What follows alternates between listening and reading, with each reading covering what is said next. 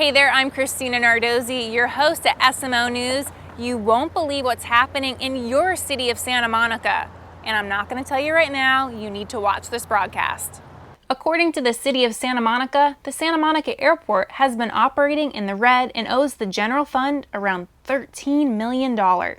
It is totally unclear how the city came up with this number. The FAA has offered to give the city over $20 million to help fund airport safety improvements and operations, but the city has refused to accept any money since 2003 for political reasons.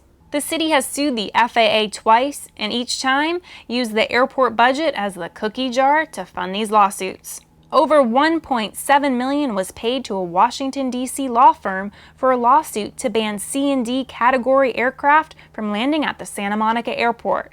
This was misguided since most C&D jets are actually quieter and safer than A and B jets. Clearly, no one in city government is a pilot or has any aviation experience. Over the past 10 years, the legal bill to the airport budget appears to be over $6 million, or about 25% of the overall airport budget.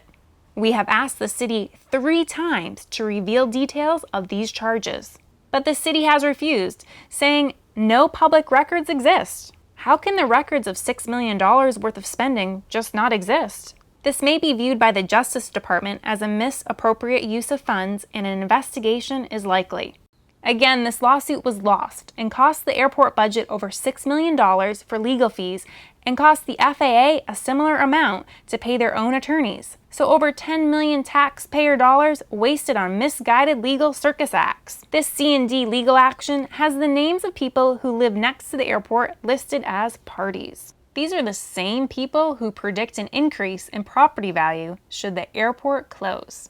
Property values are estimated not just for my property, but for everybody's property, that to go up by about 25%. So you have a financial stake in this?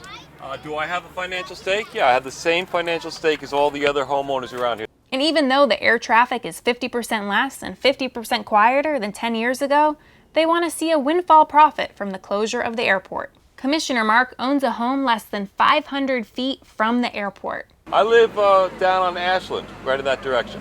He's just off 23rd Street, where there are thousands of cars and horrible traffic every afternoon. These 2 commissioners have each voted over 30 times to prevent the startup of a new business at the Santa Monica Airport. A complaint was filed with the California Fair Political Practices Act, stating that both commissioners have a conflict of interest living so close to an airport, and they are trying to close the airport for personal financial gain. The FPPC has agreed to investigate the matter. Despite the city's best efforts to marginalize the airport clearly generates $270 million in business transactions. The airport is a vital economic engine for the city of Santa Monica. One thing is for sure, the airport has been here since 1919, and in the future, our kids deserve the safety and security that a local airport brings to any city.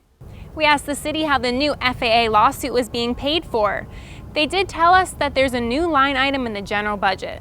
We also asked why in the past was the airport budget forced to pay for legal fees to close down the airport.